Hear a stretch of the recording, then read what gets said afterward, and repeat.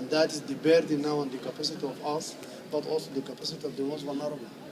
You mentioned the changing pattern of diseases, malaria, dengue. I mean, presumably that means we're seeing greater outbreaks, greater rate of infection, diseases to some degree which were not controlled totally, but were under a kind of control. I mean, so tell me a little bit more about the pattern of diseases.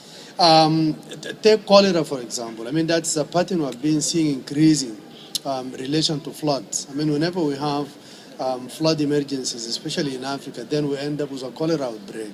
Following that, malaria being increasing, going up north, going to high places. If you go to Mexico, that's going a little bit up in the mountainous areas.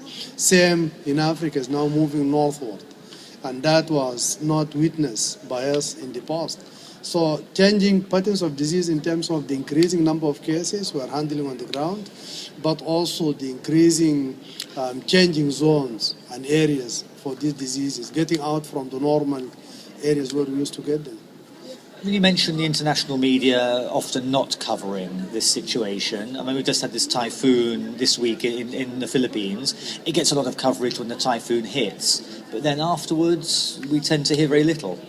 I'm afraid, for media, we need to get some sort of more developmental work. We need to make sure that media is not only concerned about disasters, but concerned about risk and vulnerability. What at stake here is not really disasters. We as the Red Cross, Red Crescent, our contract with the most vulnerable is based on vulnerability and risk, not on disasters. So we are there, we make longer-term contracts with people, we provide humanitarian assistance and support, but also we do work on the longer-term underlying causes of risk and vulnerability. So we hope the media is going to follow that pattern. We hope to see these interviews not only on a specific context of typhoons in Philippines, but in the case what Philippine Red Cross does every day in the schools.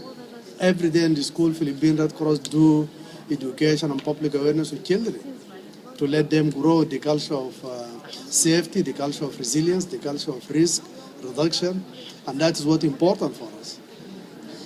And here at COP18, another COP, what is it you would hope to see, the minimum you would hope to see agreed today, in the early hours of Saturday morning, to facilitate your work around the 177 countries, you said? 187 countries around the world. We are here with a delegation of about 48 people, including about 11 national societies across the globe. We got with us youth and young people from Qatar Red Crescent. We have with us national society from the region, for example, Iraq Red Crescent. We are here to work together with national governments, with civil society, United Nations. Hopefully we can all push on the same direction to get a positive conclusions and outcomes. We have very special relationship with government. We are auxiliary to the public authorities, and we hope to use that power to make sure that there will be a positive outcome.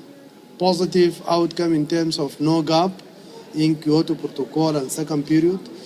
Positive outcome in terms of financing and making predictable longer-term financing commitment to make sure that we are addressing root causes. Positive outcome in terms of building capacities. If you take us in Red Cross, Red Crescent, we are not only looking for fund, and that's good, and we do need that, but we need also skills, we need capacity to handle the small and medium risk generated by climate change and other causes of socio-economic and political causes. Great, thank you very much. Thank you. Let's hope we get it.